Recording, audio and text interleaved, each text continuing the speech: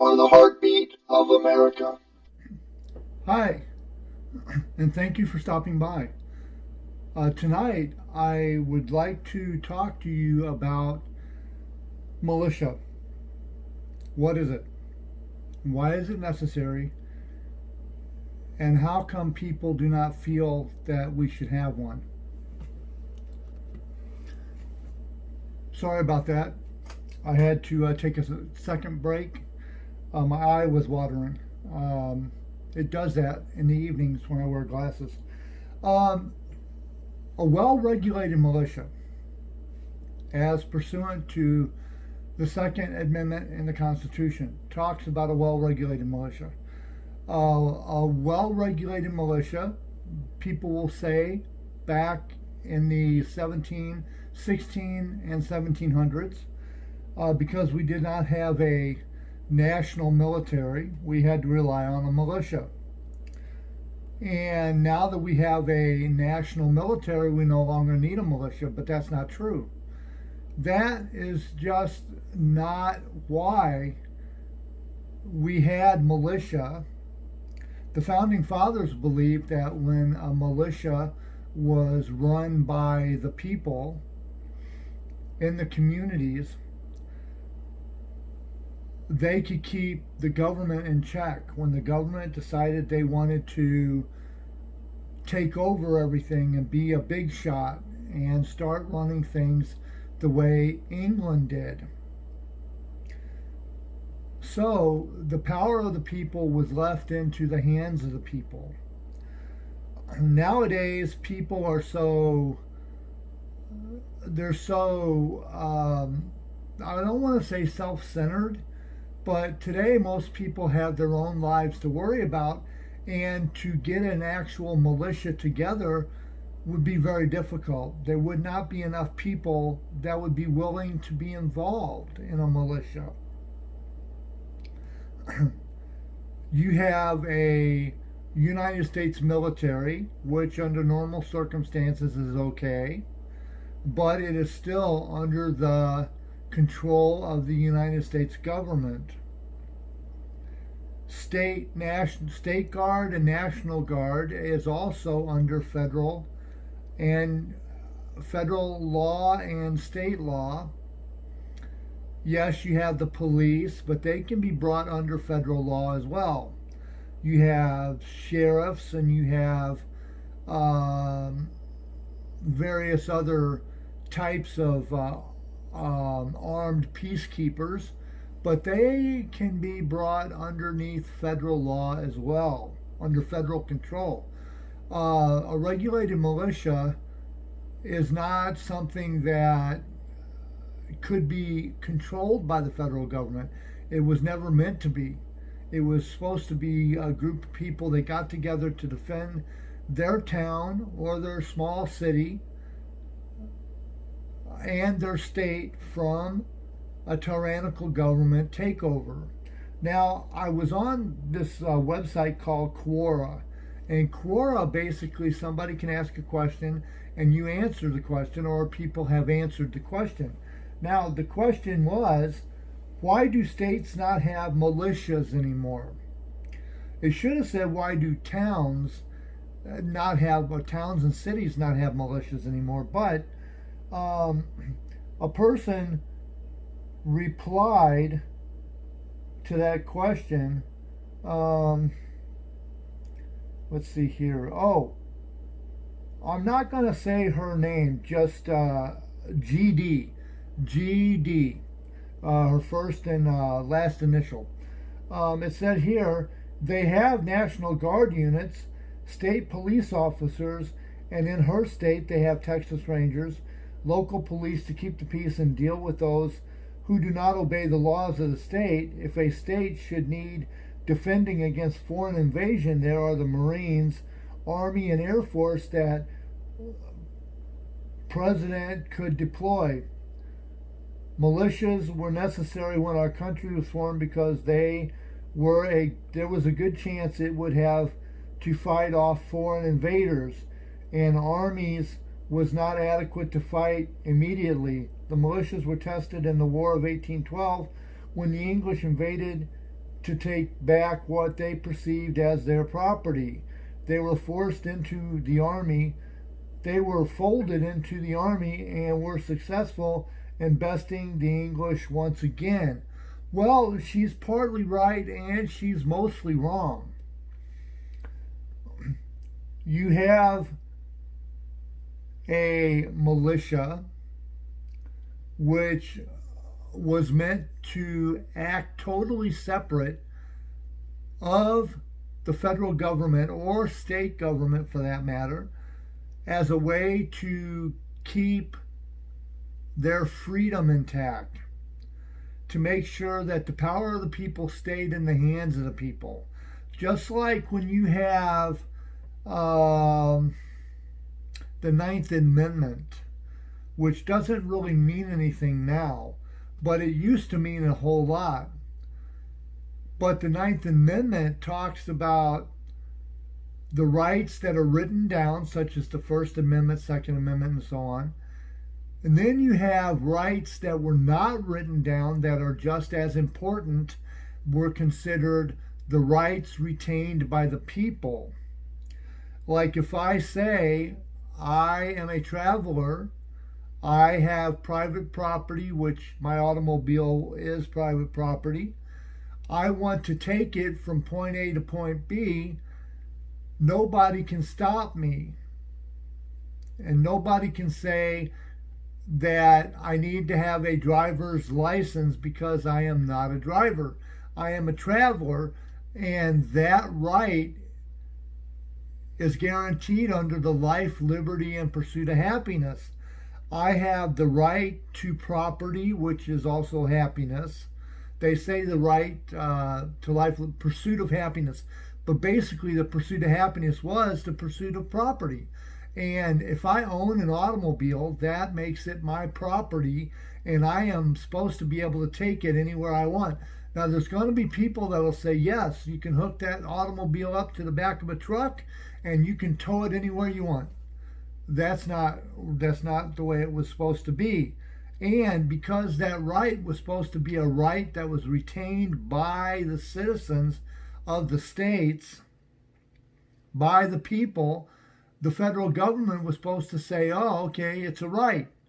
They're not supposed to argue with it one way or the other. But because the states have figured out how to make money off of the people that are traveling in their automobile, they have been turned into a driver. Driver now does not mean nothing. Driver used to mean something. You were a paid person to drive. You either drove a truck that transported goods and services, or you drove somebody from point A to point B, such as a cab driver or a limousine driver. Did you ever notice that companies still use that title in their title? School bus driver, taxi cab driver, limo driver, truck driver, bus driver. So when a person gets paid to drive, they have to have a driver's license. But because the states have figured out how to make money off of the people that are not a driver, they've made everybody equal in that respect. But there are laws that if I was to get into it, I could prove my case, but there would be people that would try to shoot it down. As a matter of fact, I just went to court not that long ago, and I got a ticket on federal property for driving without a license, and I was not even in my automobile. I was asleep in my bed. But the VA police officer wrote me a ticket anyway, claiming that the VA, Veterans Administration Police, where I live at, had wrote me a ticket anyway, stating that he had saw me in my van and that I did not have a license. It didn't matter that he was lying. It didn't matter that I had proof and wanted to show it in court, but I couldn't. All that mattered was that they were not willing to go against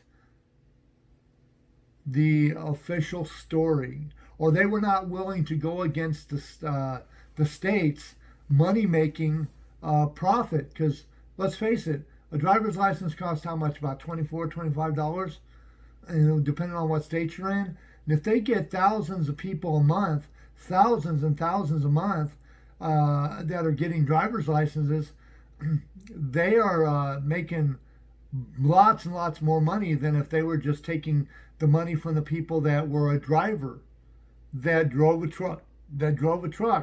Now, because you drive a truck or you drive a school bus, or you have to now have a special license.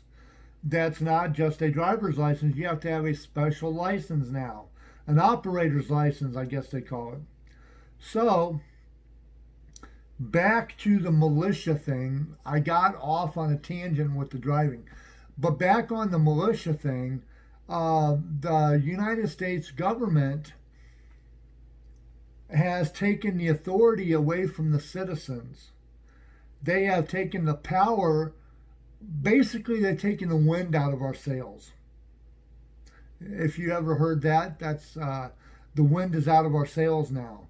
That was in the early 1900s. The president passed a law that said, or he did an executive order that turned the militias, the state militias and the city militias, into the National Guard and the United States military.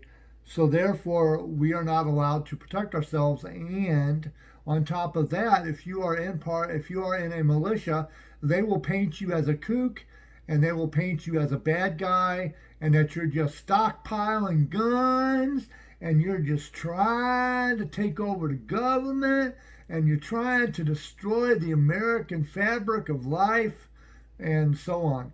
Which there is some out there that are crazy, and they will do that, but there are militias that would fit in 1776. They believe in the original militia. They do accordingly. They have guns that they use when they need it, and in a minute's notice, they'll come right up to protect the citizens in their area.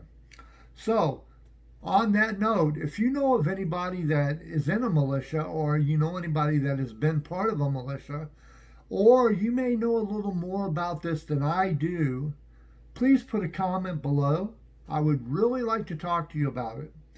If you think that I don't know what I'm talking about and you want to give me a thumbs down, do so. But please just say, hey, I think you're wrong, and this is why. I ain't going to hold it against you. As a matter of fact, I may learn something. I'm just going by what I think and what I think I know from what I've read. So, having said that, if you want a better video and you've got an idea for it, put it in the comments below right down here. Also, if you want to give me a big old thumbs up, squash that button. And if you want to subscribe, please hit the subscribe button down here. I don't do as many videos as I should because I don't really have the extra time. But I'm going to start making the time. And I'm going to start doing at least 3 videos a week. At least 3 videos a week. I deal mostly with Seattle, and I deal with American topics and sometimes worldly topics depending on what's going on. Right now in Minneapolis, they got rioting and they got looting because a gentleman by the name of George Floyd was murdered by 4 police officers just recently. I use the word murdered because they let their emotions get the better of them, and they did not use self-restraint. The video camera showed that George Floyd was not resisting arrest. When the Minneapolis PD came onto the scene, he realized that a video camera was facing directly at the police officers, and he made sure that he pulled his squad car up far enough to where the video camera would not be able to videotape what was going on anymore. So that let you know right there that they knew what they were doing was wrong and that they were about to get busted for it.